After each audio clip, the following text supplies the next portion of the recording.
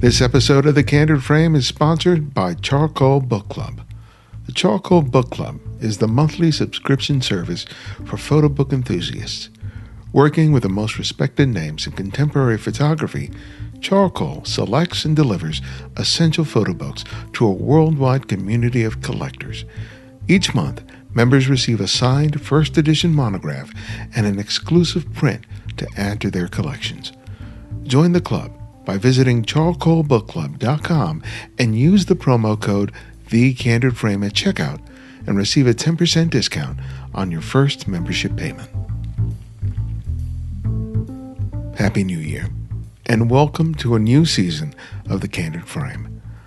I'm looking forward to a lot of things this year, including some great conversations that I'll share with you in the coming months.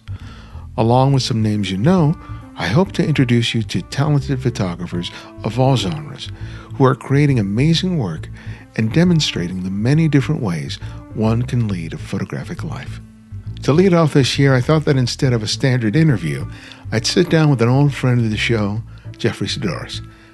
Jeffrey and I have sat down together many times over the past 15 years, and those episodes have often received the greatest response from listeners. We have a great rapport that's built on solid friendship, mutual respect, and a passion for being creative. If you don't already subscribe to his podcast feed, I highly recommend it, not least of which is because he is one of my favorite interviewers. If you like what I do, you will definitely enjoy the work that he's doing. This is Ibarian X, and welcome back to The Candid Frame. Jeffrey? Yes, sir. Welcome to the show. Thank you. Again. I love it. I couldn't think of a better way to start out 2021, honestly. I mean, I am always energized. I'm always just supercharged by having whenever you and I get the chance to talk. So what better time than day 2 of this new year?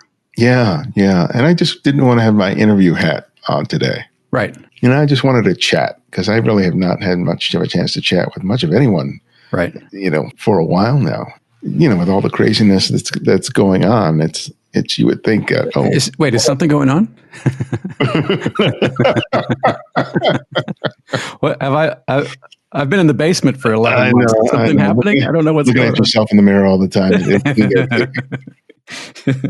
No, but you would think that you would, now that everybody's home relatively, that you could just sit down and chat with people. But it seems I'm just as busy as I ever was. Yeah, same. People still have things going on. I mean, this is an obstacle, but it is. We've had 11 months, 12 months, whatever it's been, to kind of learn to work with it. And hats off to those people who are staying productive, staying creative, staying sort of focused. It doesn't always happen that way for me. Yeah, and I think that's one of the more important lessons that I've picked up from people that I've talked to, both for the show and now elsewhere, is taking inspiration from people that are finding ways of still being productive. Mm-hmm. Still being creative in some way or another. And that's kind of what I wanted to talk to you about, because I've been keeping up with you and with what you've been doing with your painting, which I'm really impressed by. I got to tell you.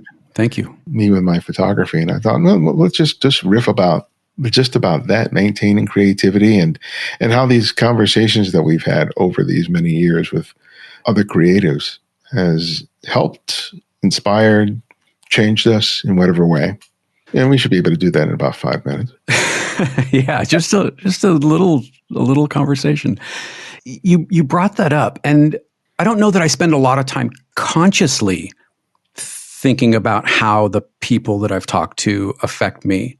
Not directly. I mean, I certainly reflect on the conversations, and I do go back and listen to everything, often multiple times, because I'm sure that you're the same way, where when you're in the flow of a conversation, it goes where it needs or wants to go. And sometimes you are no longer, I mean, you're present, but you're no longer kind of aware of what you're saying. And you go back and go, wow, that was really good. Or wow, I should have gone a little deeper there. Or that was an opening that I completely missed, or whatever it is. But I have found that going back and listening to them has provided insight or clarification or inspiration that I didn't catch the first time in a lot of cases. Does that happen with you? I never listened to them again. You don't? No. Okay. That's interesting. I might need to revisit some of those. I've been thinking about doing that, but again, it's just like finding the time. Yeah, well, especially for you, you've got like 17,000 episodes, so it would take you a while. yeah, I may like pick certain conversations to hear, because the thing is, I think that some of the more pivotal conversations may not have been with the names that everybody recognizes. Sure, 100% agree. Yeah, and so it's like, okay, who do I listen to? And I think it'll just be like a random, let me just listen to this one. Right. And see what I can pick up, especially years later after I've conducted the interviews, because I know that I've changed. Right. And beyond, right. and beyond how I've changed in terms of an interviewer, in terms of just what I listen for. Well, and you are so good at, one of your superpowers is the curation process of choosing your guests, because at this point you could very easily and have talked to, the top echelon of photographers in the world, but you haven't lost that inquisitiveness, that drive to find the interesting story, regardless of, whether or not you're working for Magnum or however many followers you got. You still are at your core in love with photography and all that entails. And that's an inspiration. Well, I'm lucky I chose a subject that I cared about. Yeah. Because otherwise I don't think I would have been able to sustain it. Mm-hmm. I look online sometimes just to see how many other podcasts that are out there that are still there. And it's amazing to see how many drop out. Because I can't listen to all the shows that I used to listen to, but sometimes I'll just go and go, oh, they're not there anymore. Right. And it's not just the fact that it's a lot of work, but I think that it's just the fact that I can't imagine not doing it. Well, and you hit something on the head. I think you've got to be in love with the subject matter, because it is a lot of work. It's the research, it's the preparation, it's trying to not bring to the table something that guest has heard 10, 20, 30, 100 times before, and somehow make it fresh, especially when you're talking to some of these sort of iconic, big photographers who have been interviewed dozens or more times, and you have to know the nuance. You have to be, I think, a fan of inspiration itself to stay sort of fresh and keep bringing something new, 1,000 or whatever episodes into it. Yeah. One of the things when I first met you, you were doing mostly photography. You had painted in the past, but you weren't doing it with any regularity. Mm-hmm. Over the last several years, you've kind of have returned to it. Mm-hmm. And it really kind of curious to sort of hear you talk about that, because I talk to a lot of photographers who have been doing it forever. Right. There's been a real gap between them being, creative in one way, but you did, for whatever reasons. But, it seems like that your return to painting has been a really interesting manifestation of your creativity, and I have no doubt that it's reflective of some changes that have happened with you internally. Mm-hmm. And absolutely, I really would love to hear what that's about, because we have never had a chance to really talk about it. Well, I think the biggest thing, and thank you for saying all of that. I think the biggest thing is I let go of any expectation around it. I let go of, what does it mean to be a painter? What does it mean to be an artist? I let go of that for myself and just let myself return to process. Just let myself return to hands in motion, pigment on panel, and let whatever happen is going to happen, regardless of where it ended up, right? Because, going back for a number of years, when I stopped painting, it was this ridiculous notion that, well, if I'm not going to hang in MoMA, then what's the point? Or if I'm not going to hang in the Getty, what's the point? If I'm not going to be Pollock or de Kooning or, Rauschenberg, insert whatever artist here, then what's the point? And it was this sort of youthful arrogance that I somehow, at 20 years old, deserved some station in the artistic community that I hadn't earned. And so I stopped painting for decades, 22 years, something like that, 21 years.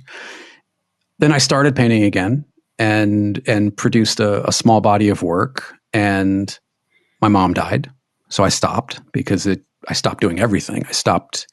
I canceled client work and I shut down for the better part of a year. and didn't do anything. And then slowly kind of woke up again and started making work. But I think the realization that maybe only could have come with time and with experience and experiencing the other things that I had done in the interim. I mean, I bounced around following the things that I was curious about, following the things that I was interested in.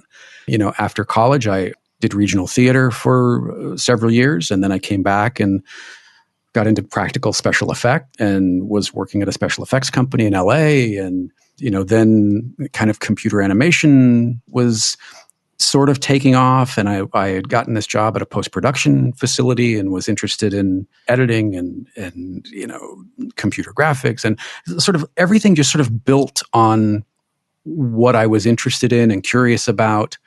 And pursuing those things allowed me the freedom to paint without expectation, to paint without feeling like the work had to be one thing or another. And then just recently, just last year, when all of this sort of lockdown business, it was becoming clear that this wasn't just going to be 2 or 3 weeks and then we would all be back to normal. I decided to give myself a creative challenge because I was feeling just like everyone else. I was starting to feel like stifled, and the weight of the lockdown and what that entails was starting to weigh on me. And people were trying to get busy doing their thing, or they were kind of unplugging, so you couldn't get a hold of people for whatever reason to record. And I thought, well, okay, I've got to keep myself engaged somehow. Mm-hmm. One of the things that I realized that I didn't like about the way I was painting is working on one thing at a time. My process is often lengthy, and I would get bored by the end of the thing. And, if it takes weeks to do things because you're waiting for layers to dry and you're sourcing materials and all this kind of thing, it wasn't fun.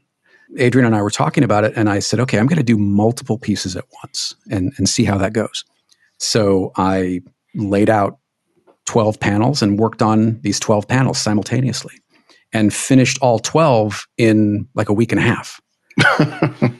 And just went, oh, I'm onto something here. This is different, right? This is different. And this was just before my birthday, and I was turning 53, and I thought, okay, I don't remember how many weeks I had. I think I had like 5 weeks to finish. I'd set a target for myself. I wanted to finish 53 paintings by my 53rd birthday. And I did it. I mean, I did it as a job. I took that sort of Chuck Close quote, the inspiration is for amateurs. The rest of us just show up and get to work. Mm-hmm.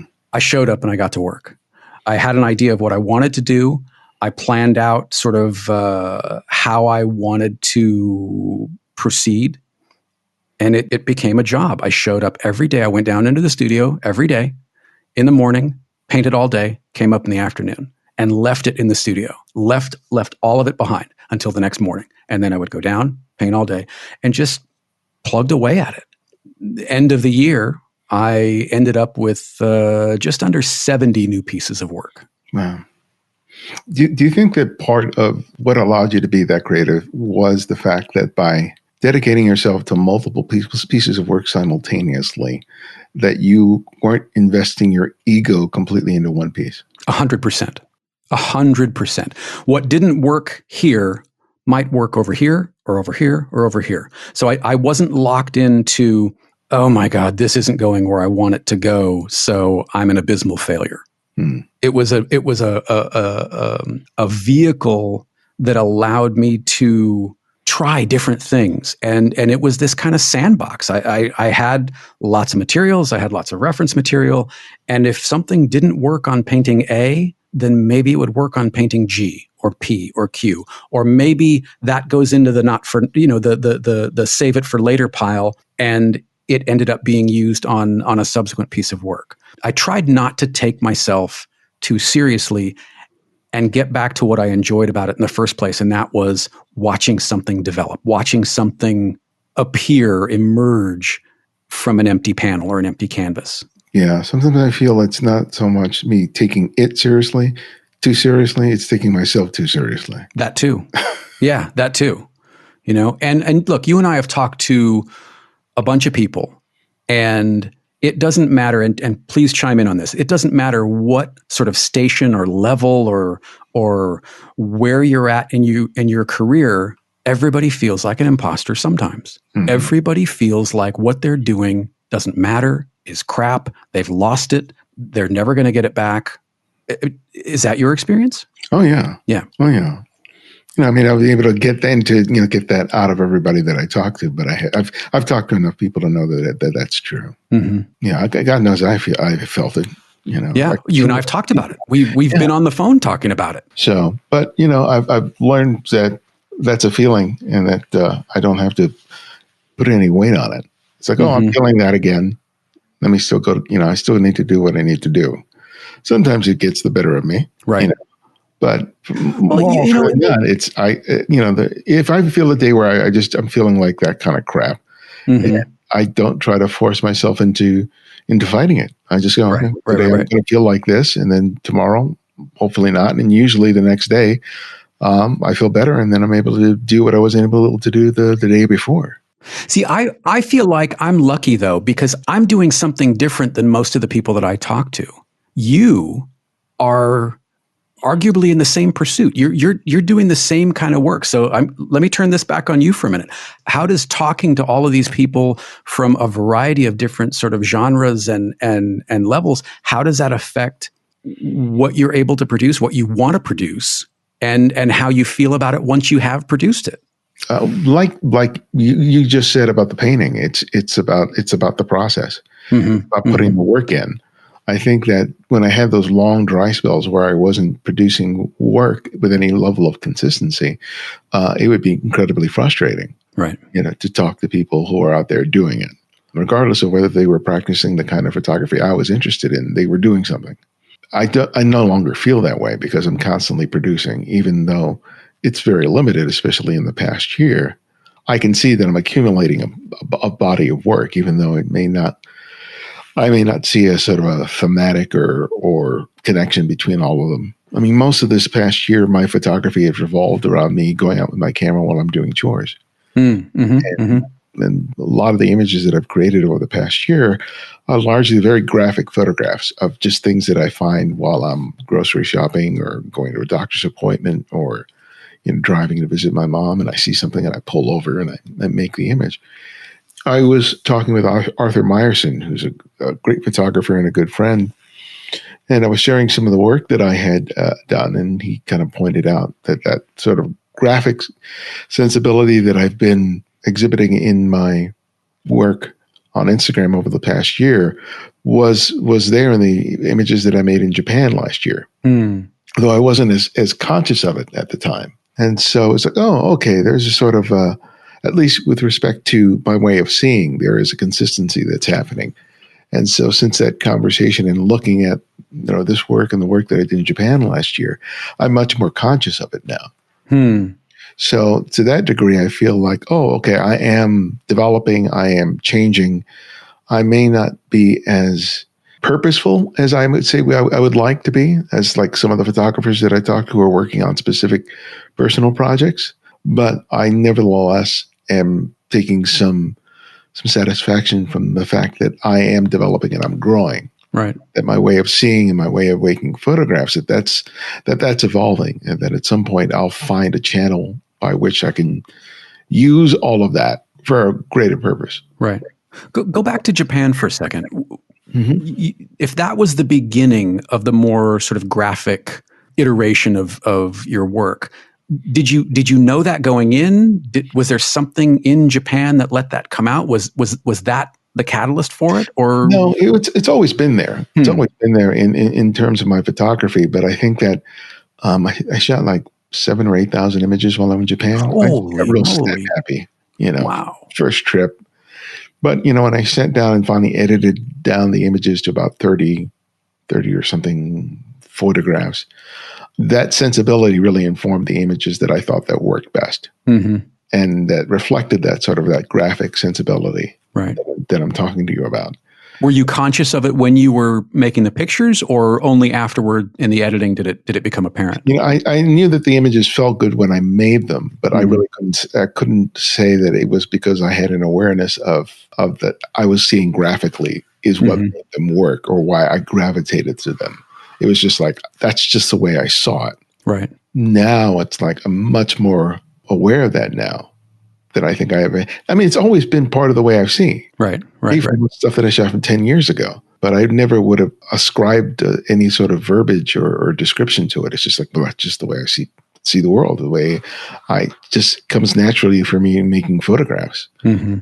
You know, I'm always making micro adjustments whenever I'm framing things because I'm considering things along the edges of the frame, and I can create balance or imbalance in the shot and create tension and all those other things. And so my images are so much about the small little detail that I feel makes or breaks the photograph. Right. And so when I'm looking at other people's photographs, that's what I'm oftentimes looking for. I'm looking for someone who's able to see that way, because that for me is right now is exciting because that's what I want to learn to do better. It's not so much I'm looking at the images in their entirety, but I'm looking to see how carefully someone's seeing. Mm-hmm. And I'm trying to see whether I can pick up on, if my picking up on that has, my ability to pick up on it, has that changed as a result. That's why I'm kind of looking at a lot at Ernst Haas, Stephen Shore, all these people that I've used to looking at, admiring their work, revisiting their images, and seeing if I'm looking at them any differently. Mm-hmm. How if at all, and I don't know that it does, because I don't think you and I have talked about this, but how does where you're at in your own sort of photography practice, how does that dictate or inform who you'd like to talk to? Is there a connection between sort of where you're at, what you're producing or what you're not producing, and who you'd like to talk to maybe unpack some of that or explore? Yeah, I think what I'm seeing a lot, I'm attracted to a lot of people who are photographing communities. You know, they're exploring like small towns, you know, small groups of people, and spending extended time with them. Mm-hmm. And it's not just from the documentary point of view. I'm really looking at in terms of how they're seeing things photographically. I like photographers that really parse a place and a people in really interesting ways. That they're not just making really interesting environmental portraits, but they're looking for the small little details of a person's home or business or the car they drive, or, you know, innocuous, mundane things that most average photographers could quickly dismiss, but that they're paying attention to. Right. And it's amazing to me how many young photographers seem to be adept at being able to do this, that it's not necessarily photographers who are seasoned and experienced that are doing this. Some of these younger photographers who are in their 20s are tapping into this. And I don't know exactly why it is, but when I see that, I think that excites me much more than anything else. Because I think that's how I'm looking now. Right. Because of my limitations here, I'm looking for those small little details. I took a picture while I was coming home from the grocery store today of just these two signs near the off-ramp where I got off at. And, you know, I just got out of my car, framed it, made 2 or 3 frames, and then I moved on. It's a scene that I've passed by countless times. Right. Because I've been living up here like 13 years or something.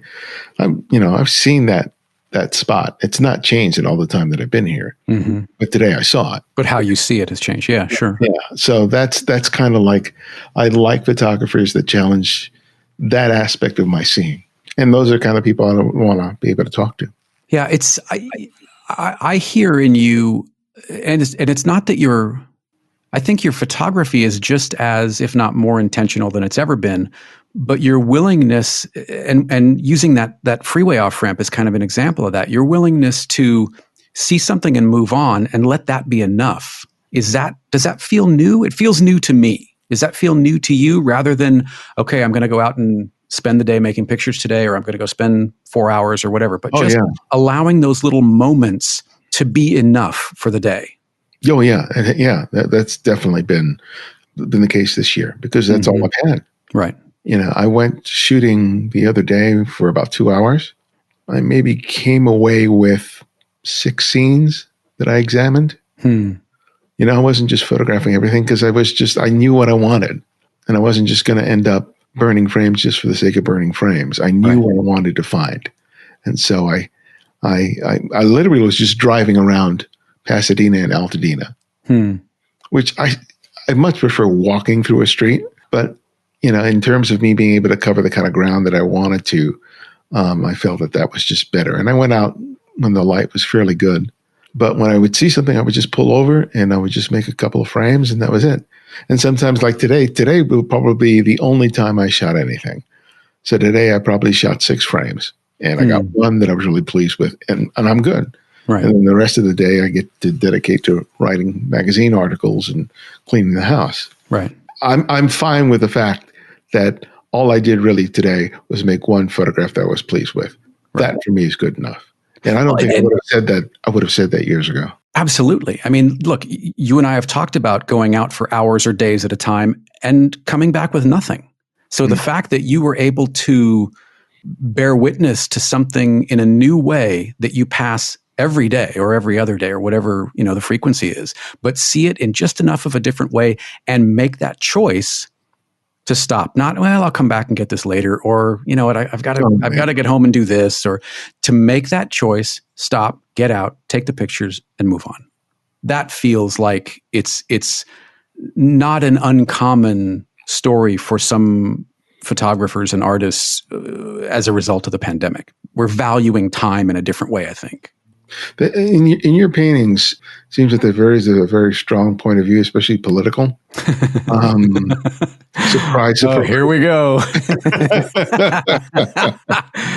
But the conceptual thing is something that's fairly new to me to think about in terms of my own work. Mm-hmm. But I've always been intrigued by people who sort of go in with that as, if maybe not a starting point, it being an integral part of what they're doing. How does that start? Do you sketch? Do you just start working on something and something gets revealed to you? I mean, it's so different for me as a photographer, or at least as a photographer I have been, to really sort of get how you. Well, the narrative pieces, or the pieces that I want to be some sort of narrative, I previs everything. I have folders of digital assets. I have piles of vintage magazines and ephemera and documents and things that end up making their way in there somewhere. And it may start with me just arranging elements on a piece of paper, and then I'll photograph that, bring that into the computer, and start moving things around or add and subtract things, and get a previs of kind of where I want to go with it. Sometimes there's a story in the back of my head. I did a series, it's an ongoing series, but I started it in 2014, I think, called Redacted. That's about this husband and wife espionage, like couple that are committing espionage in the Cold War. And there's this fictional kind of narrative arc to it. So I had an idea where I wanted to go with it. And then it was a matter of finding photographs and documents and combining those in a way that felt, I don't know, right. But that's where a lot of inspiration comes in from other sources, film titles, the stuff that Kyle Cooper did for Seven comes into play. The film titles for The Americans, the titles for Catch Me If You Can. And for Christmas, Adrian got me this monster of a book on the work of Saul Bass, which I know will find its way into my own work, because I've been a fan of Saul Bass's work for years. And, Maurice Binder, the guy who did the titles for all the Bond films. And then, the people that have been inspiring me in one way or another for decades, the Chris Ashworths, the David Carsons, the Vaughn Olivers, all that stuff makes its way in there somehow. It may not look like their work, and I hope that it doesn't, but it all gets in there somehow. I don't really mean for them to be political per se. I just really like the visual style of propaganda. I always have. I like old, World War II posters on the American side, on the Russian side, on the Chinese side. I think they're fascinating. I think they're really terrific pieces of art and design.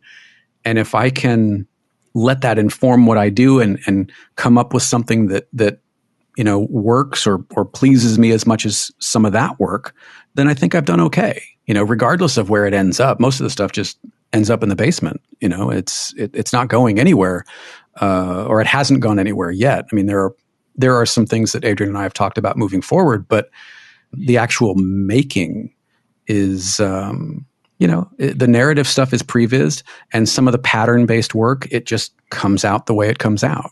And I don't really think about it too much, because I find that if I think about it too much, I think of reasons not to do it, or I think of reasons why it's not working, so I'll come back to it later, rather than just staying in motion. How do you think this practice is compared to when you were practicing photography? That's a great question. I don't think I've ever been, I think I'm a competent photographer. I don't think I'm a great photographer. I rarely even think that I'm a good photographer, but I have managed to capture some pictures and see some scenes that I'm proud of and that I'm pleased with. I feel like the kind of photography that I was doing, and that is by and large just street photography, is based on observation.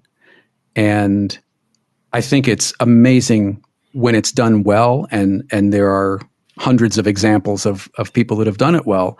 And not just the Saul Leiters and the Fred Herzogs and the, Walker Evans and whoever, but anybody who is able to observe and be present, I have an enormous amount of respect for. But the art director in me, the designer in me, would prefer to be on the Crewdson side of manufacturing a world to then photograph. So I really got to a point where I wasn't able to make the kind of pictures that I wanted to make. So I decided to start painting again and let that be another outlet. I mean, at the end of the day, I enjoy it all for different reasons. And this stuff kind of comes in seasons. And right now I'm in this season of making work, painted work.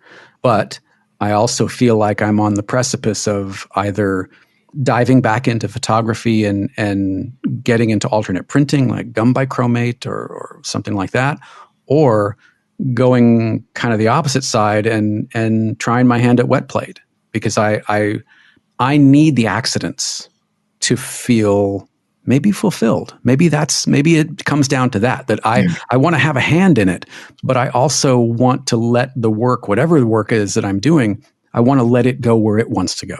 And I want to realize that I don't have all the control that, I wanted to have in my 20s or 30s.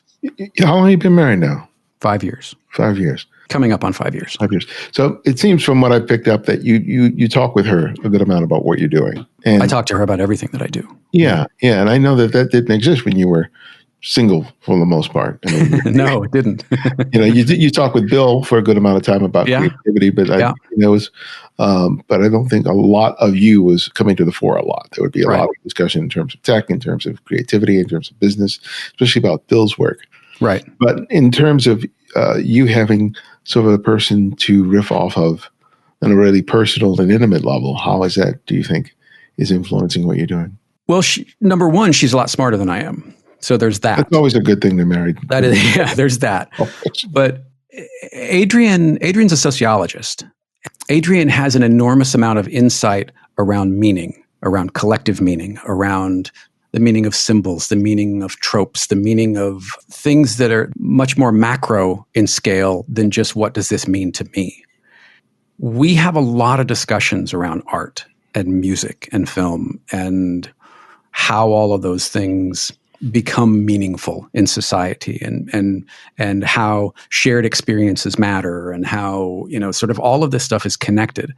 And I think one of the big things that Adrian has allowed me to do and encouraged me to do, and I think in large part given me the tools to do, is to think about meaning in a different way, to think about what the conversations that I have with people mean and what their experience allows the exchange to mean. And it's not just me. I mean, one of the things she loves to say is it all counts. And I don't know that I ever believed that to the degree that I believe it now.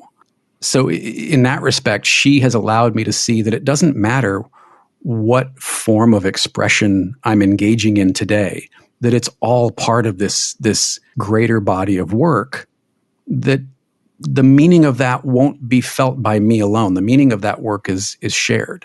And I think, you've built that as well with, there's no way that you could have predicted or foreseen what kind of impact the conversations that you have with other creators have had on generations of past and present makers. It's only through realizing that meaning is shared, that meaning is collective, and that we ourselves are a small part of that.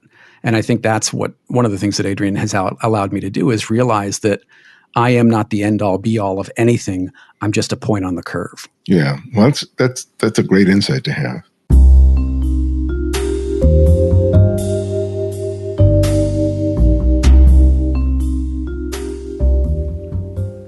When it comes to collecting photography, I prefer books over prints. Now, don't get me wrong.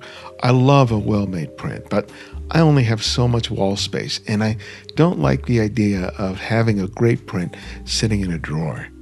Photo books are meant to be handled over and over again. I love thumbing through my favorites, even after years of owning them, hoping that I'll be able to discern some new insight from those pages.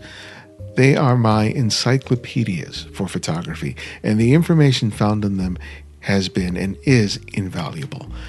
That's why I'm so pleased to have Charcoal Book Club as a sponsor. They curate and provide members a great way to begin or accentuate their collections and have access to some of the best bodies of work available today. They curate and offer books from great contemporary photographers. And as part of your membership, each month you'll receive a copy of a new book and a collectible print to add to your collection. They offer free shipping to the US, Canada, and the UK. It's subsidized elsewhere. And if you're not feeling that month's selection, that's okay. You can swap it out for a different one of similar value. Visit their website to see what they've offered in the past and what you have to look forward to. Join the club at charcoalbookclub.com today, and remember to use the code TheCandidFrame at checkout and receive a 10% discount on your first membership payment. And thanks to the many of you who have chosen to support the Candid Frame financially. Your contributions have allowed us to continue to produce this show on a weekly basis and meet all the costs of production. If you enjoyed the past season but haven't contributed yet, it's not too late, and it's easy to do so by becoming a Patreon supporter. You can do that by contributing $5, $10, $20 or more a month by visiting patreon.com/TheCandidFrame. Just $5 a month will make a big difference. Thank you as always for your support.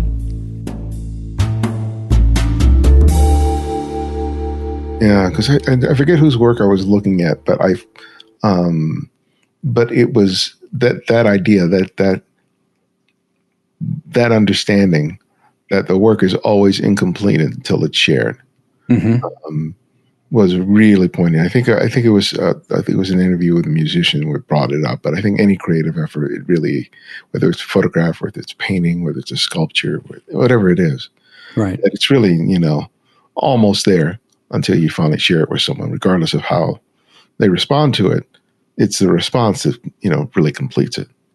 I believe that, and I don't know that I did 10 years ago, 5 years ago, even. I don't know that I did believe that. I think that I thought that the work that I produced had to be more important than it really has to be, because the importance, the relevance, the impact, it goes beyond what we can see in numbers. I don't know how many followers or subscribers you have, but I guarantee you that the impact that you've had, the meaning that you have given to people's work and their creative pursuits far exceeds anything that's shown in a metric. I found that I got hung up on that. I right now, I couldn't tell you how many subscribers I have to the podcasts. I couldn't tell you how many listens I have because I don't care. Yeah. That's not what matters. What matters is that person that takes the time out of their day to send you an email to say, here's what I'm going through, here's what I've learned, or here's what I've experienced as a result of listening to something that you put out into the world. That's important. But, likes and subs and all this other nonsense, yeah. I don't care about any of that. Yeah, because I'm getting messages from people to an increasing degree over the past year or two, more so than I've ever gotten in a long time. And it's like, what's going on? Yeah. And I'm not doing anything any different, right? But I know that something's changing. Yeah. But like you said, I don't look at the matrix. No. I don't, because that's not the real value. The real value is that email you just got. The real value is that person that when we could go outside, that person that you run into at an event or a workshop that picked up a camera, or that felt their work go to another level, or that took a photo of their husband or wife or child, or like whatever it was, because of something that you said either directly to them as a response, or that you said to someone else in conversation. That's the value. You know what's That's where it's important about that point that you just made, and I think you'll probably sort of agree. And if you don't, let me know that somehow that because this comes relatively easy to me to talk to someone and to post something and to share it, that the fact that has an impact, I'm less concerned about whether people like it or dislike it, even though my photography is doing the very same thing. That's how I personalize my photography at a greater degree than I do what I do with the podcast. Would you say that that's something? I think that's true. Yeah, I mean, I think that's true.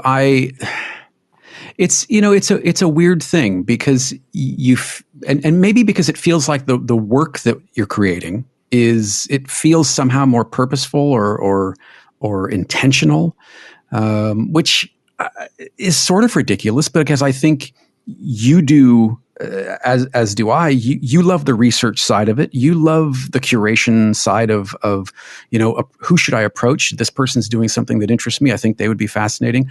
Like, all of that is purposeful and intentional as well. But somehow, and maybe you hit the nail on the head. Maybe because it doesn't feel like work, because it's enjoyable, and I don't want to come off sounding like an idiot saying that it's easy, but feel free to come off as an idiot. It's never stopped me before. But I think you're right. I think there is a part of it that if you are of that mindset to be present and have these conversations and enjoy them the way that we do, it is easy. It is easy. What is our job? Our job is to connect with someone and create enough space that they feel safe enough to share their story.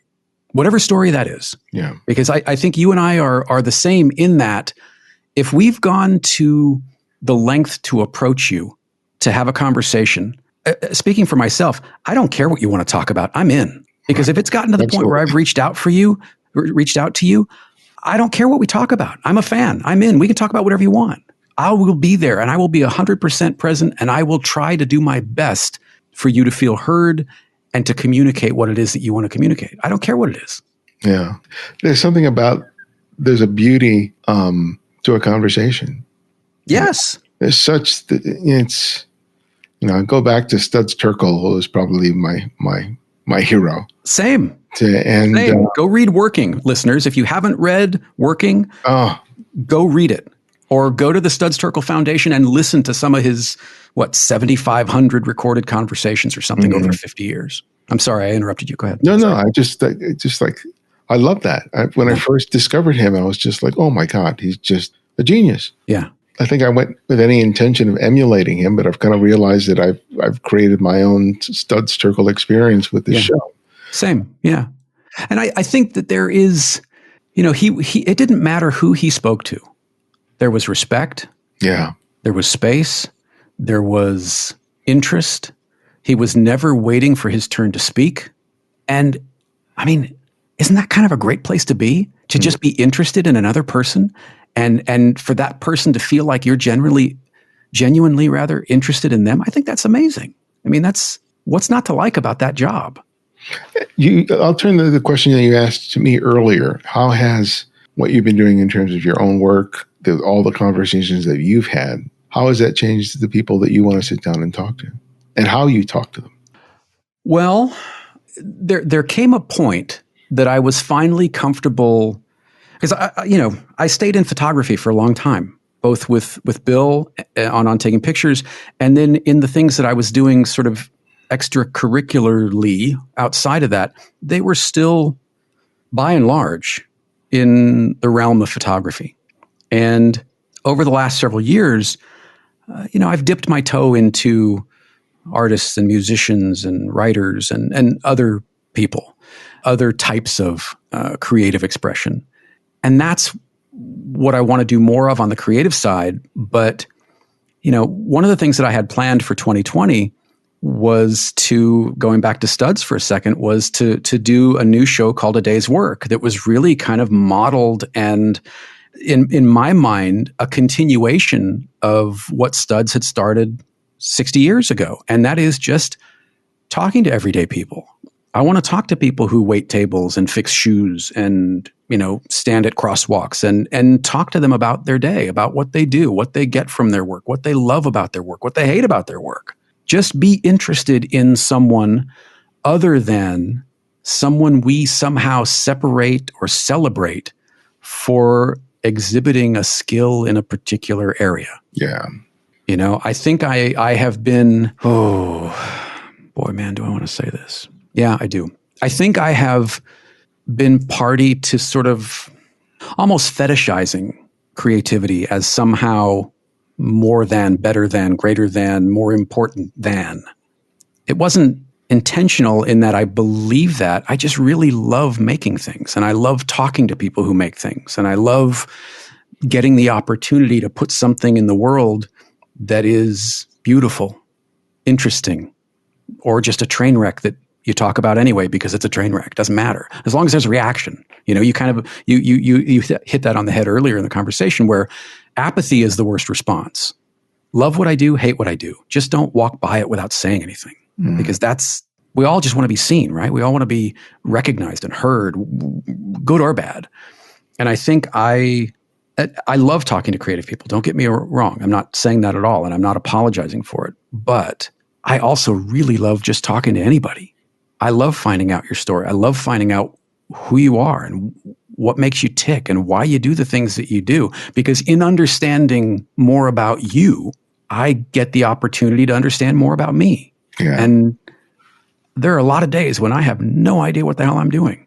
Yeah, I think that the fact that we're talking about creativity just allows us an easy in, starting the conversation. Sure. Yeah. Because they often drift off, don't they? They often, we may start there, but by the end of it, you're talking about a failed marriage or a child who passed on, or, like something that has nothing to do with where it started. Yeah. But like you, those are kind of conversations I'd love to have. Yeah. Same. And make photographs. Right. At some point, that's something I would just love to do, just to have an excuse to be able to sit down and talk with somebody and make their picture, but really gain some insight into who they are and what their lives are. Because I think so many of us, go without that. Mm-hmm. I think that one of the gifts that studs provided is gave, a lot of people talk about, my pictures give a voice to the voiceless. And I've never really liked that phrasing. But giving an opportunity for people to tell their own story and to share it, and for me merely to be the conduit, that I think is in the spirit of what he did. Absolutely. And I'd like that my work, whatever way it sort of manifests itself in the future, that it would be more of an embodiment of that than it is now. Not to say that it isn't, but that it would be all the more gratifying if that were a greater aspect of what I'm doing. Mm-hmm. Well, I think it becomes more, what's the word? I mean, it's not relatable. It's not the word I'm looking for, but yes, it is that. I guess it becomes more human. Everybody's going through something, and I think everybody has something that they have either gone through or are going through or achieved that we can look at and apply somehow to our own lives. We just don't, for whatever reason, those aren't the conversations that get told. It's the quote unquote, I've got my air quotes, the bigger conversations that get all the juice. And, somebody asked me, what's been my favorite conversation that I've recorded? And I gave them an answer, and it wasn't anybody you'd think. It wasn't anybody you've probably even heard of. But the story was interesting. Mm-hmm. And the fact that this person who, didn't know me from Adam was willing to sit down and share that story made it far more important and far more meaningful than, oh, really? You were inspired by Avedon? Oh, that's great. and if you don't mind sharing, who was that? It was a guy named Glenn DeCruz, who is a musician. He records under the name North Atlantic Explorers. When I was still involved with OTP, a friend of his sent me a copy of the CD and said, "Hey, you should talk to my friend Glenn." And I reached out to him, and it was such and I don't know if it's just I'm remembering it that way. I mean, I have gone back and listened to it, but there was something about when that conversation happened, at the time that it happened, and how willing he was to tell that conversation about, doing this record as an homage to his father, who was a sailor in the North Atlantic and met his mother in Canada, who was a stenographer, and they had this incredible connection and life together. And just his father gave up this and that. It was like this sweeping sort of epic that hit me. And I'm a sucker for stories about fathers and sons anyway. I mean, if you want to get me, fathers and sons is where it's at. Oh, yeah. And you and I have talked about that online and off. A lot. There is something about that narrative between fathers and sons. So, I mean, I remember being just a wreck listening, back to that. And it's good stuff, so those aren't the conversations. I mean, people could say, oh, it must have been great to talk to X or talk to Y. And it is. I'm grateful for everybody that has been generous enough with their time. But there's something about those conversations that you don't expect. And they stay with you. Yeah, people have asked me that about that particular question, and I can never give them a sort of definitive answer. Well, you probably have favorites for different reasons, don't you? Yeah, but there's a photographer named Wyatt Newman who traveled across the country with his daughter, Wyatt Newman, and his daughter, I forget how old she was when they worked on that project. When he worked on that project, and he ended up passing away, I think, like a year after I interviewed him. He was really young. He was probably late 30s, early 40s. Wow. How did he pass away, if you don't mind my asking? I can't remember. I can't remember what happened. It was unexpected, I think. Wow. But I always just thought about not only the tragedy of him passing away the way that he did, but I thought about the gift that he had given his daughter with that time together on that trip, because they spent months together on the road. Wow. And then he sort of photographed their entire journey together. How old was the daughter? She was probably 6 or 7. Oh, wow. Really, yeah. They were very, very young. Boy, when she gets a little older, it would be fascinating to have a conversation with her about what she remembers about that trip. Yeah, she was 8 years old. Yeah. Wow. 8 years old. Wow. But like we were saying, it's like we really don't know what our work is going to mean. Mm-hmm. And I thought that as much as, I look at people's work for a variety of different reasons, that the work that he created with his daughter in that period of time, right, is going to be incredibly special to her. Absolutely. Well, and not to mention the conversation of her dad talking about it with me. I mean, what a gift that is. So if there's one conversation I need to listen to again, it's probably that one. Mm-hmm. Just to hear him talking about not just the process of making the photographs, but this journey that he had with his daughter. Right. And I think that's episode 248. So that was back in 2014. So this is over 6-7 years ago now. Goddamn. Wow. That's crazy, isn't it? Oh my God. She's like 14, 15 years old. 14, 15. Yeah. Wow.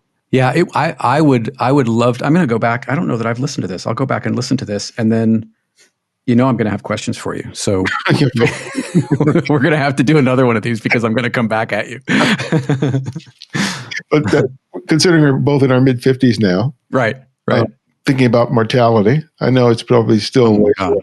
Always. But no, I always think about it. Just, I've not really thought about it much, but I think what's really made it palpable is that both my mother-in-law and my my own mother suffering from dementia and Alzheimer's, and you're faced with two parents simultaneously there in decline. Awful. It's really just really difficult, but it just also brings into perspective the fact that the gap in age that was between me and my parents back when I was a kid seemed to be incredibly long. Right. And now it's just like, oh, it's only about 20, 25 years. Right. But it seemed like they were 100. Right. Right. And so, in the same way that Disneyland seemed really big when you were there when you were 5. You go, oh, wow, that's But, I don't necessarily fear it, but it does give a perspective in terms of how I dedicate my time and the things that I choose to do and choose not to do. May I ask a potentially insensitive question? And if it is, I apologize if it is. I know you'll know where I'm coming from, but are you recording conversations with them as they go through this to sort of not necessarily to document what they're going through as a health issue, but I know one of the things that I regret is I don't remember what my mother sounded like. I don't remember what my father sounded like. And those memories went really quickly. The memories of what they sounded like, of what their voices sounded like, went far quicker than I expected. And I was left wishing that I really had recorded something. It doesn't have to be, it didn't have to be hundreds of hours, but a conversation here or there that I could hold on to and go back to. Yeah, with my dad, I do have a recording of him that my cousin did with him, because my dad was always reluctant to speak to me. When my cousin John came, his dad had passed away several years before. So he was going to interview my dad, and his wife at the time was videotaping it, and I recorded it. So he was able to pose all the questions that my dad was reluctant to answer to me. Really? I recorded that. And then I did record something with my mom. Did he know he was being recorded? Oh, yeah. But I've not been able to listen to that. I thought I was finally able to listen to it this year. It's 7 years. Yeah. Nope. But I did interview my mom, I think 3-4 years ago, when she's a lot more lucid. And I am photographing my mother-in-law, who's been staying with us for a year and a half now. So I've been documenting her life with us here. Not so much with my mom, because my mom is, how do I say this? I'm sure that she's frustrated and frightened by what's happening to her, but she doesn't understand it. Right. And so she's easily frustrated, and it's very difficult to just get her to do some of the most basic things for self-care. Right. So introducing a camera at this point is, I think, too difficult. Yeah. I mean, understandably. I think it's easier with my mother-in-law. Yeah. On occasion, I will make photographs of my mom, but at this point, interviewing her, I wouldn't want to remember her the way she is right now. Yeah. But I'm glad that I do have the recording of me just sitting at the kitchen table, and me asking her about her life. And I also have another conversation with her and her sister where they were disagreeing about how things happened. That's the one you're going to go back to over and over. Yeah. My mother finally walking away and off. But I wish I had them. But I think about my own. Luckily, I've been relatively healthy. I think it's been more my mental health that's been a challenge. But I've been addressing that for the last couple of years. But it's witnessing the people around me, right, aging and being in decline, that give you a real perspective in terms of, do I really want to spend my time doing X? Right. And there's so much that I've chosen to do, largely because it earned me a living, and I've cut out a lot of things. But to be quite honest, there are half the things that I'm doing now that I should cut out. But I think I hold on to them because of fear of economic insecurity. Sure. Well, I mean, that's a big and real and substantial concern. It's not, that's not insignificant. Yeah, especially where I am now. Yeah. Right. Yeah. So it's not like I'm in my 20s and I can just go, screw it. Right. I'll reinvent myself at 30. I'm just going to go have fun for now. Right. Exactly. Yeah. But I feel like I've learned this lesson from people I know personally, and especially people that I've interviewed for the show, that sometimes you have to be willing to let things go completely before you can embrace something else. That there's rarely a safe transition from one state into another until you've made the choice to let something go. I think that's true. I think that's and I don't know that I think I would have pushed back with you 5 years ago before I got here. But I on the other side of that, I absolutely agree with you that there are times in your life when the only thing that's going to get you either out of where you are or into where you want to be is drastic and dramatic change. Mm-hmm. Yeah. Yeah. That's a good place to end it. Because I don't have the answer to that one. Right? I don't have the answer to it. I like who I am when I talk to you. Oh, thank you. It means a lot to me. Thank you. Same here. Because quite honestly, I think you are one of the few people that I talk like this with. Why? It seems so natural for you. No. I've always been someone who's been plays it very close to the vest. Well, that makes me value these even more. Thank you. Thank you for telling me that. I mean, Adrian knows how I feel about you. I talk about you quite a bit, actually. I shouldn't even tell you that. But you are one of those people that you're one of the only reasons I miss California. And even though we didn't really talk to each other a lot, it was just the idea that, hey, we could meet at Central Market and have a taco and walk around for an hour or so and just see what happens. Talking to you now reminds me how much I miss talking to you. Yeah. And I say that to myself every time we talk. I just don't say it to you. So in the spirit of getting out of my own way in 2021, I'm saying it to you. Okay. Well, my last question for you. What's that? My last question is, I ask each guest to recommend another photographer or an artist, in your case, that you would recommend listeners check out on their own. I will give you a photographer, and I am new. I'm sure I'm new to the party on this. Those of you who are actual photographers probably know and are going to be like, idiot, of course. But Dan Wood is the name of the photographer. He has a new photo book coming out called Black Was the River You See. Oh, my title. Yeah, isn't that great? It's Kozu Books is the publisher. And I just discovered Dan's work recently. And boy, he is terrific. He released a book, I think a year, maybe even 2 years ago now, called Gap in the Hedge, that I remembered seeing the photos of, but it happened in passing, and I didn't put two and two together. So it wasn't until recently that I've really found his work, and pre-orders are now available. Look, this is not a sponsored thing, but pre-orders are available now for his new book, which is, I think, releasing in March. Okay. But so Dan Wood is the current. He's the latest person that I've been really interested in.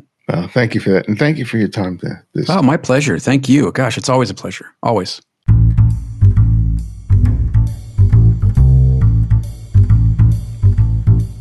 Thanks to Jeffrey for joining us. Find out more about Jeffrey, his work, and his podcasts by visiting jeffreysaddoris.com. And if you're a devoted listener and subscribe to the show, write us a review on whatever service you listen to podcasts. Those reviews have allowed us to grow. You can also subscribe to our YouTube channel and our mailing list. On the YouTube channel, I offer critiques on images submitted by TCF listeners like you, while the mailing list keeps you updated with all TCF events, including workshops and more. Sign up today. And remember, you can support the show by contributing to our Patreon effort or make a one-time or recurring donation via PayPal. Thanks to Larry and Stephanie Cuneo, Todd Smith, and Yang Zung Kun for their recent contributions. We also provide a series of ebooks on photography available for purchase on our website. It's my way of sharing my experience and knowledge, and another way for you to support the show. And if you can't find every episode of the show on whatever service you listen to podcasts, download the Candid Frame app, which is available for both Apple iOS and Android. And because of your generosity, it's free to download and use. No additional purchases are required. The Candid Frame's audio engineer is Martin Taylor, who you can find at theothermartintaylor.com. The show's senior producer is Cynthia Parker, and our music is from Kevin MacLeod, whose royalty-free music can be found at incompetech.com. And this is Ibadian X, and this is The Candid Frame.